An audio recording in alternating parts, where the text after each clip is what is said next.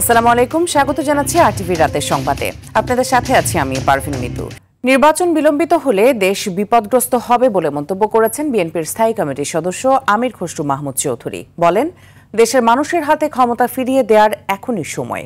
আর দলের সিনিয়র যুগ্ম মহাসচিব রুহুল কবির রিজভী বলেছেন, পিআর পদ্ধতির দাবি কোনো ইস্যুর সুপরিকল্পিত মাস্টার প্ল্যানের অংশ।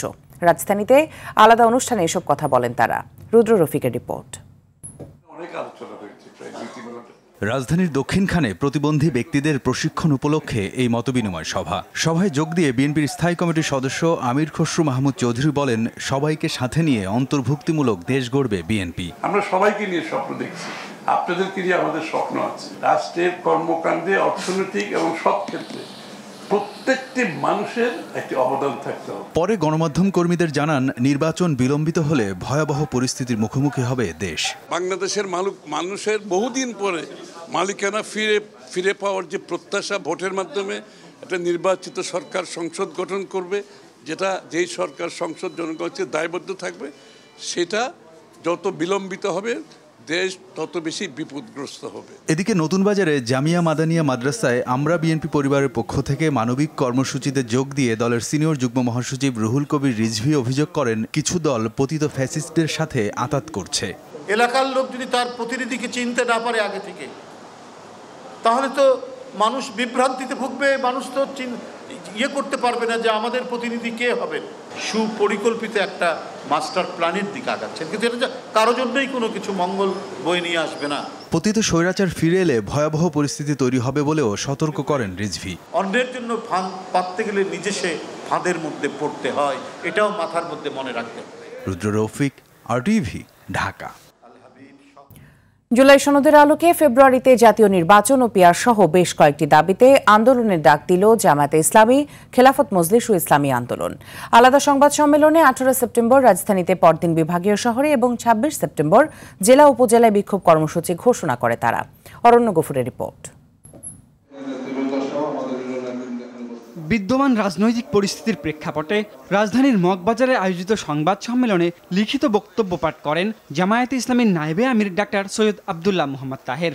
1 বছর ধরে জুলাই সনদকে আইনি ভিত্তিসহ বেশ কিছু দাবি জানানো হলেও সরকার পদক্ষেপ না নেওয়ায় আন্দোলনের বিকল্প নেই বলে জানান তিনি। দাবিসমূহ জুলাই জাতীয় সনদের ভিত্তিতে আগামী ফেব্রুয়ারিতে নির্বাচন আয়োজন করা, আগামী জাতীয় নির্বাচনে উভয় কক্ষে পিআর পদ্ধতি চালু করা, অবাধ, সুষ্ঠু ও গ্রহণযোগ্য নির্বাচনের লক্ষ্যে সকলের জন্য লেভেল প্লেইং ফিল্ড নিশ্চিত করা, ফ্যাসিস্ট সরকারের সকল জুলুম, নির্যাতন, গণহত্যা ও দুর্নীতির বিচার দৃশ্যমান করা, স্বৈরাচারের দোষর জাতীয় পার্টি ও 14 দলের কার্যক্রম নিষিদ্ধ করা। রাজধানীর পুরানা পল্টনে কেন্দ্রীয় কার্যালয়ে সংবাদ সম্মেলনে ইসলামী আন্দোলনের আমির মুফতি সৈয়দ রেজাউল করিম অভিযোগ করেন, স্বৈরতন্ত্রের পথ বন্ধ করতে প্রয়োজনীয় আইনি সংস্কারে বাধা দিচ্ছে একটি মহল। গণ অভ্যুত্থানের সার্বভৌম এখতিয়ার বলে জুলাই সনদকে দ্রুত বাস্তবায়নের দাবি জানান তিনি।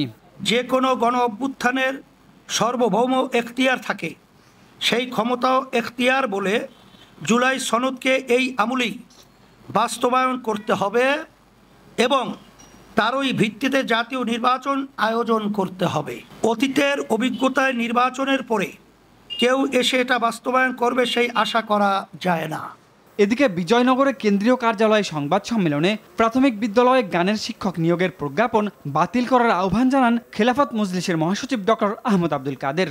জোর দেন পরের সরকারের হাতে জুলাই সনদ বাস্তবায়ন ছেড়ে না দিতে। জুলাই সনদে রাষ্ট্রীয় পলিসি ও ব্যবস্থা সংক্রান্ত বিষয়গুলো অডিট বা নির্বাহী আদেশের মাধ্যমে বাস্তবায়ন করা, আর সংবিধান সংশ্লিষ্ট বিষয়গুলো রাষ্ট্রপতির প্রক্লামেশন তথা সাংবিধানিক ঘোষণার মাধ্যমে আশু কার্যকর করা। তো শর্ত হচ্ছে আগামী ত্রয়োদশ জাতীয় সংসদ পদাধিবেশনে কোনো পরিবর্তন ছাড়াই সেগুলো রেটিফাই করতে সকল দলপক্ষের কাছ থেকে লিখিত প্রতিশ্রুতি প্রদান করা। সনদ বাস্তবায়নে জুলাই চেতনায় বিশ্বাসী দলগুলোর যুগপথ আন্দোলনের বিষয়ে আলোচনা চলছে বলেও জানান 3টি দলের শীর্ষ নেতারা। পিআর হলে এর তাৎপর্যপূর্ণ হবে এবং সব দলের কি অংশগ্রহণ থাকবে এর মধ্যে। অরণ্য গফুর, আরটিভি, ঢাকা। রাজশাহী বিশ্ববিদ্যালয়ের কেন্দ্রীয় ছাত্র সংসদ রাকসুর নির্বাচনের আনুষ্ঠানিক প্রচারণা শুরু হয়েছে সোমবার। প্রার্থীদের অনেকে বৃষ্টি উপেক্ষা করে দিনভর ক্যাম্পাসের বিভিন্ন এলাকায় প্রচার চালিয়েছেন। আবার কেউ কেউ লিফলেট ছাপাতে ব্যস্ত সময় পার করেছেন। টুকিটাকি চত্বর, পরিবহন মার্কেট, রবীন্দ্রনাথ ঠাকুর ও সৈয়দ ইসমাইল হোসেন সিরাজি ভবনের সামনের ভ্রাম্যমাণ খাবার ও চায়ের হোটেলের ছাউনিতে বসে থাকা শিক্ষার্থীদের মধ্যে প্রচার চালান প্রার্থীরা।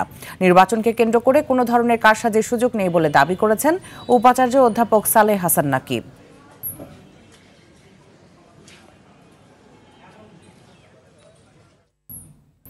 এদিকে চট্টগ্রাম বিশ্ববিদ্যালয় কেন্দ্রীয় ছাত্র সংসদ চাকসু ও হল সংসদ নির্বাচনে মনোনয়ন বিতরণের দ্বিতীয় দিনে 141 জন প্রার্থী মনোনয়নপত্র সংগ্রহ করেছেন। কেন্দ্রীয় সংসদের জন্য 71 জন, ছাত্র হল সংসদের জন্য 25 জন এবং ছাত্রী হল সংসদের জন্য 45 জন মনোনয়নপত্র সংগ্রহ করেন। আগামীকাল মঙ্গলবার মনোনয়নপত্র সংগ্রহের শেষ দিন। এখন পর্যন্ত মনোনয়নপত্র সংগ্রহ করেছেন 169 জন। এর মধ্যে কেন্দ্রীয় সংসদে 91 জন, ছাত্র হলে 26 জন এবং ছাত্রী হলে 46 জন প্রার্থী রয়েছেন। চাকসুর প্রধান নির্বাচন কমিশনার অধ্যাপক মনির উদ্দিন এ তথ্য নিশ্চিত করেন। বাগেরহাটে 4টি সংসদীয় আসন বহাল রাখার দাবিতে সর্বদলীয় সম্মিলিত কমিটির ডাকা হরতাল ঢিলেঢালাভাবে পালিত হয়েছে। সকালে জেলা নির্বাচন কর্মকর্তার কার্যালয়, জেলা প্রশাসকের কার্যালয়ের সামনে হরতালের সমর্থনে মিছিল করে নেতাকর্মীরা। এছাড়া হরতালের সমর্থনে বিভিন্ন স্থানে অবস্থান নেয় তারা। কেন্দ্রীয় বাস টার্মিনাল থেকে দূরপাল্লার এবং অভ্যন্তরীণ রুটে কোনো যানবাহন চলাচল করেনি। তবে মোটরসাইকেল, ইজি বাইক ও রিকশা চলাচল করছে বিভিন্ন সড়ক মহাসড়কে। সকালে হরতালে কড়াকড়ি থাকলেও বেলা বাড়ার সঙ্গে সঙ্গে হতে থাকে ঢিলেঢালা। খুলতে শুরু করে ব্যবসা প্রতিষ্ঠান। জেলা 4টি আসনের মধ্যে একটি আসন কমানোর প্রস্তাবের প্রতিবাদে এই আন্দোলন শুরু করে বাগেরহাটবাসী। 5 তারিখের পরে আমাদেরকে আর আন্দোলনে নামতে হবে না, আমাদের ন্যায্য অধিকার আমরা ফিরে পাবো। কিন্তু আমরা দেখতে পেলাম বাগেরহাটের উপরে নির্বাচন কমিশন যে বৈষম্য করেছে, এই বৈষম্যের বিরুদ্ধে আমরা রাস্তায় নামতে বাধ্য হয়েছি। বাগেরহাটে যে 4টি আসন ছিল, 4টি আসনকে কর্তন করে 3টি করার প্রতিবাদে আমাদের যে সংগ্রাম চলছে। যত সময় পর্যন্ত বাগেরহাটের 4টি আসনকে ফিরিয়ে না দেওয়া হবে, অত সময় পর্যন্ত আমাদের সংগ্রাম চলবে। তরুণরা সক্রিয় থাকলে দেশের কোনো সমস্যায় অমীমাংসিত থাকবে না। তাই যে কোনো চ্যালেঞ্জ ঐক্যবদ্ধভাবে মোকাবেলার আহ্বান জানিয়েছেন প্রধান উপদেষ্টা ডক্টর মোহাম্মদ ইউনূস। রাজধানীর তেজগাঁয়ে প্রধান উপদেষ্টার কার্যালয়ে ইউথ ভলেন্টিয়ার অ্যাওয়ার্ড 2025 অনুষ্ঠানে তিনি এসব কথা বলেন। তরুণদের সম্মিলিত প্রয়াসেই বাংলাদেশ একটি উন্নত, মানবিক এবং উদ্ভাবনী রাষ্ট্র হিসেবে বিশ্বে মাথা উঁচু করে দাঁড়াতে পারবে বলেও আশা করেন প্রধান উপদেষ্টা। রিপোর্ট করছেন জাহিদ রহমান। দেশের যুবদের উদ্যম, নেতৃত্ব গুণ, সামাজিক দায়বদ্ধতা এবং স্বেচ্ছাসেবকমূলক কর্মকাণ্ডকে উৎসাহিত ও সম্মানিত করার উদ্দেশ্যে যুব ও ক্রীড়া মন্ত্রণালয় আয়োজন করে ইউথ ভলেন্টিয়ার অ্যাওয়ার্ড 2025, যেখানে সামাজিক ক্ষেত্রে অসাধারণ অবদানের জন্য 12 জনকে পুরস্কৃত করা হয়। তরুণদের সাফল্য শুধুমাত্র ব্যক্তিগত অর্জনে সীমাবদ্ধ না রেখে অন্যদের জন্য অনুকরণীয় দৃষ্টান্ত সৃষ্টি করার পরামর্শ দেন প্রধান উপদেষ্টা। আমাদের চলার পথে প্রতিনিয়ত নতুন নতুন চ্যালেঞ্জ আসবে। কখনো তা জনস্বাস্থ্যের সংকট, কখনো শিক্ষার অপর্যাপ্ত সুযোগ, আর কখনো পরিবেশগত বিপর্যয়। কিন্তু চ্যালেঞ্জগুলো নিয়ে হতাশ না হয়ে বরং এগুলোকে আমাদের নিজস্ব শক্তি দিয়ে ঐক্যবদ্ধভাবে মোকাবেলা করতে হবে। নতুন নীতি, যুগান্তকারী ধারণা এবং সামাজিক পরিবর্তনের অগ্রদূত হিসেবে তরুণরা ভূমিকা রাখবে বলে আশা ডক্টর মোহাম্মদ ইউনূসের। তোমাদের মেধা, শক্তি ও সৃজনশীলতা দিয়ে সমাজের এবং দেশের উন্নয়নে ভূমিকা রাখো। তোমাদের সাফল্য কেবল ব্যক্তিগত অর্জনে সীমাবদ্ধ না রেখে অন্যদের জন্য অনুকরণীয় দৃষ্টান্ত করো। আমি বিশ্বাস করি তরুণরা সক্রিয় থাকলে দেশের কোনো সমস্যায় আর অমীমাংসিত থাকতে পারে না। আমরা তোমাদের নতুন নীতি, যুগান্তকারী ধারণা এবং সামাজিক পরিবর্তনের অগ্রদূত হিসেবে দেখতে চাই। তোমাদের সম্মিলিত প্রয়াসেই বাংলাদেশ একটি উন্নত, মানবিক এবং উদ্ভাবনী রাষ্ট্র হিসেবে বিশ্বে মাথা উঁচু করে দাঁড়াতে পারবে। তরুণদের আরও সাহসী হয়ে সমাজের কল্যাণে নতুন ধারণা ও উদ্ভাবনে নেতৃত্ব দেওয়ার আহ্বান জানান প্রধান উপদেষ্টা। এই তরুণরাই 24-এর গণঅভ্যুত্থানের নেতৃত্ব দিয়েছে। জাহিদ রহমান, RTV, ঢাকা। যুক্তরাষ্ট্রের সঙ্গে গভীর বাণিজ্য সম্পর্ক চায় বাংলাদেশ, এমন কথা জানিয়েছেন প্রধান উপদেষ্টা ডক্টর মোহাম্মদ ইউনূস। রাজধানীর তেজগাঁয়ে প্রধান উপদেষ্টার কার্যালয়ে সহকারী মার্কিন বাণিজ্য প্রতিনিধি ব্রেন্ডন লিঞ্চ দেখা করতে গেলে তিনি এমনটা বলেন। যুক্তরাষ্ট্রে বাংলাদেশের রপ্তানির ওপর শুল্ক হার ৩৫% থেকে কমিয়ে ২০% করার পদক্ষেপকে দ্বিপাক্ষিক বাণিজ্য সম্পর্কের একটি উল্লেখযোগ্য মাইলফলক হিসেবে বর্ণনা করেন প্রধান উপদেষ্টা। এ সময় ব্রেন্ডন লিঞ্চ দুই দেশের মধ্যে অংশীদারিত্ব জোরদার করার জন্য স্বাগত জানান।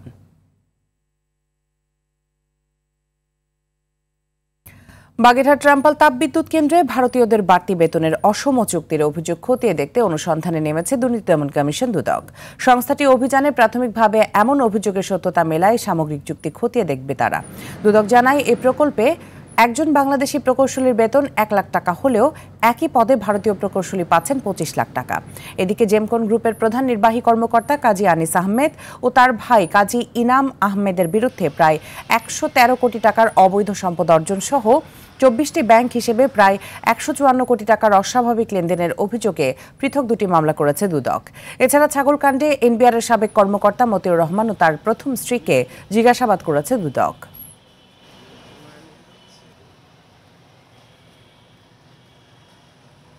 বাগেরহাট রামপাল তাপবিদ্যুৎ কেন্দ্রে আউটসোর্সিং কর্মচারী নিয়োগের মধ্যেই এই সমস্ত বিষয়গুলো রয়েছে। আমাদের এনফোর্সমেন্ট টিম এই অভিযোগগুলোর প্রাথমিক সত্যতা পাওয়াই এই বিষয়ে অনুসন্ধানের সিদ্ধান্ত গৃহীত হয়েছে।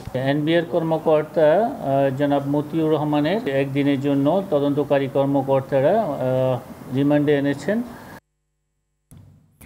ফ্যাসিবাদের রাজত্ব কায়েম করতে শেখ হাসিনা ২০০৯ সালে বিডিআর হত্যাকাণ্ড ঘটিয়েছিল। এতে সরাসরি জড়িত ছিলেন শেখ ফজলে নূর তাপস। জুলাই আগস্টের গণহত্যার মামলায় শেখ হাসিনার বিরুদ্ধে দেয়া সাক্ষ্যতে এমন তথ্য দেন আমার দেশ সম্পাদক মাহমুদুর রহমান। তিনি আরও বলেন, শাপলা চত্বরে গণহত্যার পুরস্কার স্বরূপ বেনজির আহমেদকে আইজিপি, জিয়াউল আহসানকে মেজর জেনারেল এবং আজিজ আহমেদকে সেনাপ্রধান করা হয়েছিল। বিস্তারিত জিএম মাহমুদের রিপোর্টে। জুলাই আগস্টে সংঘটিত মানবতা বিরোধী অপরাধের মামলায় সাবেক প্রধানমন্ত্রী শেখ হাসিনা ও সাবেক স্বরাষ্ট্রমন্ত্রী আসাদুজ্জামান খান কামাল সহ ৩ আসামির বিচার চলছে আন্তর্জাতিক অপরাধ ট্রাইব্যুনালে। সোমবার এ মামলায় সাক্ষ্য দেন দৈনিক আমার দেশ সম্পাদক ডক্টর মাহমুদুর রহমান। বিচারপতি গোলাম মর্তুজা মজুমদারের নেতৃত্বাধীন ট্রাইব্যুনাল ১-এ সাক্ষ্যতে বিগত আওয়ামী লীগ সরকারের নানা চাঞ্চল্যকর তথ্য দেন সাংবাদিক মাহমুদুর রহমান। জানান, ক্ষমতায় টিকে থাকতেই বিদেশি শক্তির সঙ্গে মিলে ১৭ বছরের ফ্যাসিবাদী ব্যবস্থা তৈরি করেছিল শেখ হাসিনা। ঘটিয়েছিল শাপলা চত্বরের গণহত্যার মতো ঘটনা, যে কাজের পুরস্কার হিসেবে পুলিশ প্রধান ও সেনা প্রধান করা হয়েছিল মূল কুশীলবদের। বিডিআর হত্যাকাণ্ড, শাপলা চত্বর হত্যাকাণ্ড এবং কয়েকটা উল্লেখযোগ্য বিষয় বলেছেন। আগের সরকার যেভাবে প্রতিপক্ষকে দমন করতেন, হিটলারের মতো সামঞ্জস্যতা আছে, সেগুলো তিনি বলছেন। কিভাবে বাংলাদেশের একটা গণতান্ত্রিক পদ্ধতির সরকারটাকে পরিবর্তিত করে কিভাবে ফ্যাসিজম কায়েম করা হয়েছিল, সেই প্রসঙ্গে তিনি সাক্ষী ইতিমধ্যে দিয়েছেন। এ সময় তিনি বলেন, সেনাবাহিনীকে দুর্বল করতেই বিডিআর হত্যাকাণ্ড ঘটানো হয়েছিল, যেখানে মূল ভূমিকায় ছিলেন শেখ ফজলে নূর তাপস। মাহমুদুর রহমান ছাড়াও এ মামলায় সাবেক আইজিপি চৌধুরী আবদুল্লাহ আল মামুন সহ ৪৫ জনের সাক্ষ্য নেওয়া হয়েছে। মঙ্গলবার সাক্ষ্য দেবেন জুলাইয়ের অন্যতম যোদ্ধা নাহিদ ইসলাম। আমরা আশা করছি আর ২-১ জন সাক্ষ্য প্রদান করার মাধ্যমে এই মামলার সাক্ষ্য গ্রহণ সমাপ্ত হবে এবং সাক্ষ্য গ্রহণ সমাপ্ত হলে বিচারের যে নিয়মতান্ত্রিক যে প্রক্রিয়া আছে, সেই প্রক্রিয়ায় বিচারটি সমাপ্তির দিকে ধাবিত হবে।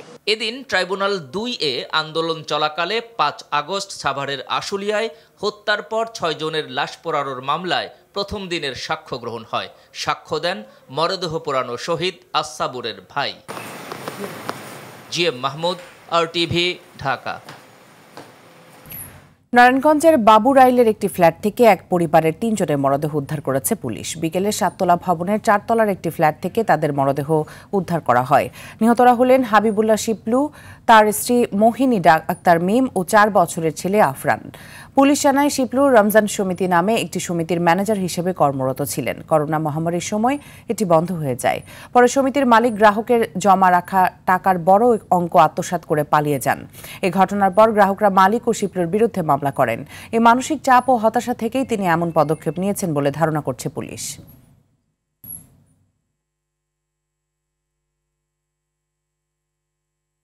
লেনদেনের অনেক ডিজিটাল মাধ্যম থাকার পরও ব্যাংকিং খাতে প্রতি বছর 10% হারে নগদ অর্থের চাহিদা বাড়ছে। এটা কমিয়ে আনতে ক্যাশলেস লেনদেন সবার জন্য কিউআর কোড চালু করতে যাচ্ছে বাংলাদেশ ব্যাংক। ট্রেড লাইসেন্স নেওয়ার ক্ষেত্রেও কিউআর কোড বাধ্যতামূলক করা হচ্ছে বলে জানান Bangladesh bank governor doctor Ahsan H Mansur. আরও জানাচ্ছেন তৌহিদুর রহমান। দেশব্যাপী ডিজিটাল লেনদেনে কিউআর কোডের ব্যবহার দ্রুত বাড়াতে উদ্যোগ নিচ্ছে বাংলাদেশ ব্যাংক। ট্রেড লাইসেন্স নবায়ন এবং গ্রহণে কিউআর কোড বাধ্যতামূলক করে ইতিমধ্যে স্থানীয় সরকার মন্ত্রণালয়ে চিঠি দিয়েছে কেন্দ্রীয় ব্যাংক। রাজধানীর একটি হোটেলে মোবাইল অপারেটরদের আন্তঃব্যাংকিং লেনদেন বিষয়ক অংশীজনের আলোচনায় গভর্নর বলেন, এখনো প্রতি বছর 10% হারে নগদ অর্থের চাহিদা বাড়ছে ব্যাংকিং খাতে। আমরা চাচ্ছি যে একটা সামগ্রিকভাবে সবার ক্ষেত্রে প্রযোজ্য একটা ইউনিফাইড ন্যাশনাল পেমেন্ট সিস্টেম, যেটা ইনস্ট্যান্টলি এক জায়গা থেকে আরেক জায়গায়, এক ব্যক্তি থেকে আরেক ব্যক্তি বা একটা প্রতিষ্ঠান থেকে আরেকটা প্রতিষ্ঠানে ট্রান্সফার করতে পারবে অর্থ, বা আমাকে পেমেন্টকে সেটেল করে দিতে পারবে, সেই ধরনের। এটা আমাদের ক্যাশলেস ইকোনমির জন্য একটা বিশালভাবে সহায়ক হবে। ব্যাংকিং খাতে ইনস্ট্যান্ট পেমেন্ট সিস্টেম চালু করা গেলে অর্থ অপচয় এবং দুর্নীতির পরিমাণ কমে আসবে বলে আশা করেন কেন্দ্রীয় ব্যাংকের গভর্নর। বাংলাদেশে আমরা 20,000 কোটি টাকার ক্যাশ সিস্টেম অপারেট করছি প্রতি বছর। 20,000 কোটি টাকা আমাদের ব্যাংকিং খাত থেকে খরচ হচ্ছে জাস্ট ক্যাশ ম্যানেজমেন্ট করার জন্য। এবং এটা ছাড়াও ক্যাশকে বিভিন্নভাবে ব্যবহার করে আমাদের অনেক অনৈতিক কার্যক্রম হচ্ছে, যেগুলো বন্ধ হতে পারে, বেআইনি কার্যক্রম হচ্ছে যেগুলো বন্ধ হতে পারে, ছিনতাই ইত্যাদি বন্ধ হতে পারে। এবং এইসব কারণে আমরা মনে করি যে বাংলাদেশকে ক্যাশলেস অর্থনীতির দিকে নিয়ে যেতে হবে। সেমিনারে ব্যাংকিং খাতের দেশি বিদেশি অংশীজনরা ডিজিটাল পেমেন্ট সিস্টেম নিয়ে কথা বলেন। তৌহিদুর রহমান, RTV, ঢাকা। বৃহস্পতিবার থেকে শুরু হচ্ছে 4 দিনব্যাপী সাউথ এশিয়া ট্রেড ফেয়ার। ওই দিন বেলা 11টায় রাজধানীর ইন্টারন্যাশনাল কনভেনশন সিটি বসুন্ধরায় এই মেলার উদ্বোধন করবেন বাণিজ্য উপদেষ্টা শেখ বশিরউদ্দিন। FBCCI বলছে, মেলায় দক্ষিণ এশীয় দেশগুলোর শতাধিক প্রতিষ্ঠান নিজেদের তৈরি পোশাক ও বস্ত্র, জুয়েলারি, কসমেটিক্স, চামড়াজাত ইলেকট্রনিক্স পণ্য থাকবে। সার্ক চেম্বার এবং FBCCI যৌথ উদ্যোগের অনুষ্ঠানে সার্ক চেম্বারের বর্তমান সভাপতি জসিমউদ্দিন সহ ব্যবসায়ী নেতারা উপস্থিত থাকবেন। পণ্য প্রদর্শনের পাশাপাশি বিষয়ভিত্তিক বিভিন্ন আলোচনায় যোগদানের সুযোগ পাবেন অংশগ্রহণকারীরা। বৃহস্পতিবার শুরু হয়ে মেলা চলবে রোববার পর্যন্ত। দর্শনার্থীদের জন্য মেলা উন্মুক্ত থাকবে বেলা 11টা থেকে রাত 10টা পর্যন্ত।